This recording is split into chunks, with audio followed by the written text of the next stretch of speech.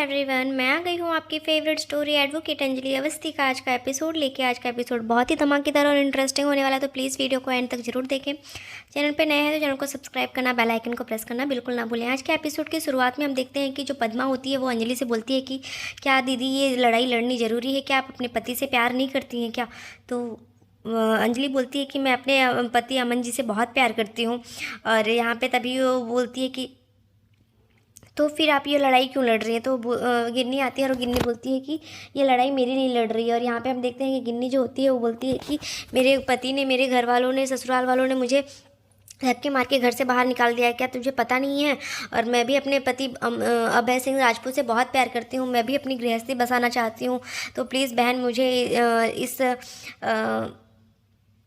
परिस्थिति से निकाल और मेरी हेल्प कर। तभी यहाँ पे वो बोलती है कि मुझे नहीं पता कि मैं यहाँ पे आके अपनी बहन से ही इंसाफ की भीख मांग के मैंने सही किया कि गलत किया, क्योंकि मुझे नहीं पता था कि इन दोनों के बीच का रिश्ता भी बिगड़ जाएगा। तभी यहाँ पे हम देखते हैं कि अंजलि जो होती है वो बोलती है कि तूने सही किया बहन, और तू टेंशन मत ले, मैं तुझे उस घर में वापस भेज के ज़रूर रहूँगी, तेरे ससुराल में भेज के तेरे पति के पास मैं तुझे इंसाफ दिला के ही रहूँगी। क्योंकि भले चाहे कुछ भी हो जाए, हमारा रिश्ता कितना भी टूट जाए, लेकिन मैं तुझे इंसाफ दिला के रहूँगी। तभी यहाँ पे हम देखते हैं कि जो शानिया होती है वो फ़ोन करती है अंजलि को और अंजलि से बोलती है कि प्लीज़ भाभी आज आप उस कोर्ट में मत जाइए, आज आप इस केस के लिए मत जाइए, हियरिंग के लिए। तभी वो उसे बोलती है कि आप दोनों का रिश्ता पूरी तरीके से बिखर जाएगा। तभी यहाँ पे हम देखते हैं कि महक भी है जो उससे बात करती है, बोलती है कि प्लीज़ अंजलि तुम मत जाओ वहाँ पे। और वो बोलती है कि लेकिन मुझे जाना तो पड़ेगा ही, अब ये लड़ाई लड़ रही हूँ मैं तो मुझे तो जाना ही पड़ेगा। और रही बात प्यार की, तो वो प्यार अगर मेरी किस्मत में रहेगा, मेरी तकदीर में है, तो वो मुझे मिलेगा ही, उसके लिए फिर चाहे कुछ भी हो जाए। तभी यहाँ पे अंजलि जो होती है वो बोलती है कि मैं फ़ोन रख रही हूँ महक, और फिर वो फ़ोन रख देती है। और यहाँ दूसरी तरफ हम देखते हैं कि जो महक और आसानियाँ होती है वो तो बोलती हैं कि ये नहीं मानेंगी और ये तो जाएंगी ही कोर्ट। तभी यहाँ दूसरी तरफ देखते हैं हम कि जो अमन, अभय और राघव सिंह राजपूत होते हैं वो कोर्ट के लिए जाने ही लगते। तभी जो सानिया होती है वो उसे बोलती है कि ज़रूरी है क्या वहाँ जाना? तो वो बोलता है कि हाँ मुझे जाना ही पड़ेगा। और तो वो बोलता है कि तुम उस अंजलि से बोल के देखो क्या वो रुक जाएगी? तो वो नहीं रुकेगी ना, तो मुझे भी, मैं कैसे रोक सकता हूँ? मुझे भी तो मेरे भाई को इंसाफ दिलाना है, मेरे पापा का नाम रोशन करना है। इतना कुछ बोल के फिर वो बोलती है कि अंजलि का क्या होगा? तो उसे बोलता है कि क्या अंजलि ने ये सोचा इसके बारे में कि वो इस केस से पीछे हट जाए? नहीं ना, तो मैं कैसे रोक सकता हूँ? और तुम दोनों इस केस से बाहर ही रहो, दूर ही रहो। यहाँ पे हम देखते हैं महक जो होती है वो उसको पूरी समझाने की कोशिश करती है, पर यहाँ पे तभी राघव सिंह राजपूत जो होता है वो बोलता है कि तुम दोनों इस केस से दूर रहो और इस मैटर से दूर रहो। और फिर वो वहाँ पे गुस्से से देखता है अमन और वहाँ से चला जाता है।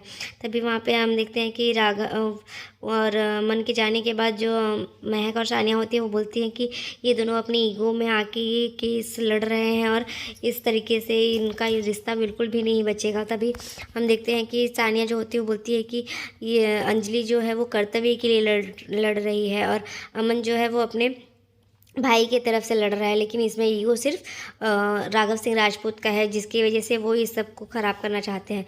तभी हम देखते हैं कि अंजलि और अमन जो होते हैं वो दोनों जन कोर्ट पहुंच चुके होते हैं और यहाँ पे वो जाते ही रहते हैं, कोर्ट के बाहर ही रहते हैं। तभी अंजलि और अमन एक दूसरे के सामने आमने सामने आ जाते हैं।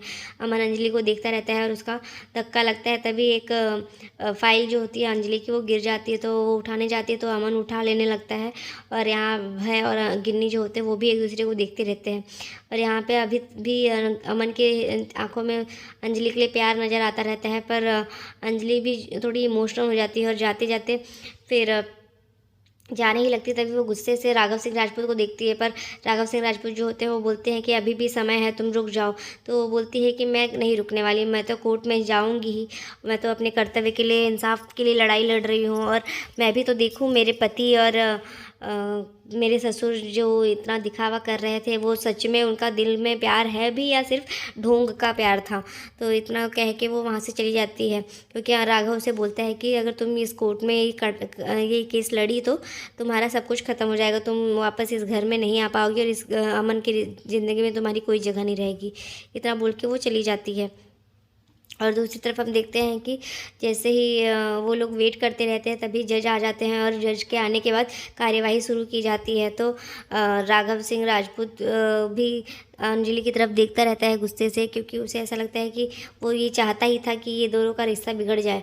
तभी यहाँ हम देखते हैं कि अंजलि जो होती है वो अपने केस के लिए कार्यवाही शुरुआत करती है। बताती है कि गिन्नी सिंह राजपूत जो है वो अभय सिंह राजपूत की वाइफ है और उन दोनों की शादी हुई थी, पर एक रात गिन्नी सिंह राजपूत को अभय सिंह राजपूत ने धक्के मार के घर के सभी लोगों के सामने घर से बाहर निकाला गया, और उसके बाद उसका फ़ोन और सूटकेस भी घर से बाहर निकाल दिया गया, फेंक दिया गया। और इसमें घर के कुछ लोग भी शामिल थे, सबके सामने ऐसा किया गया और घर के कुछ लोग भी ये सब चीज़ें देख रहे थे।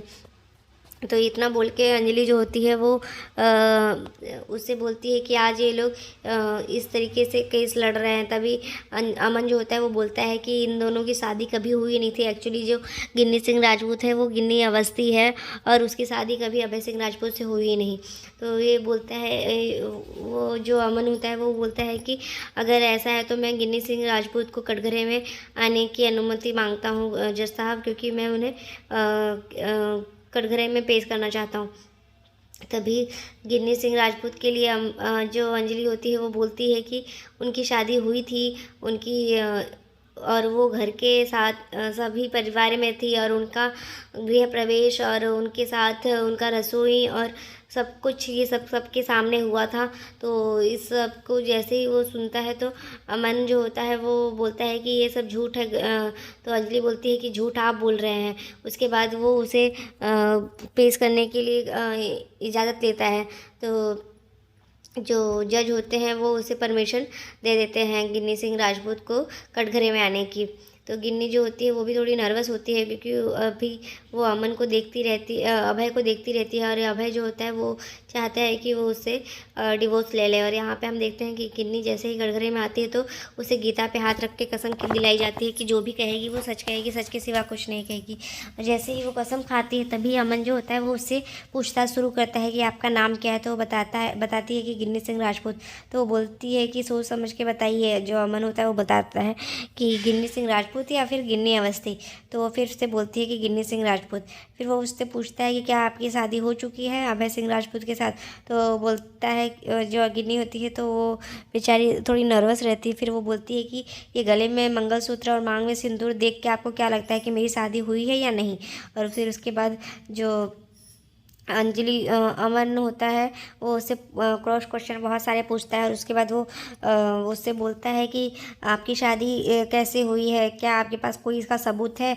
तो वो बोलती है कि मेरी शादी मंदिर में हुई थी। तो इतना इसके बाद फिर से वो उससे पूछता है कि आपके पास कोई सबूत है।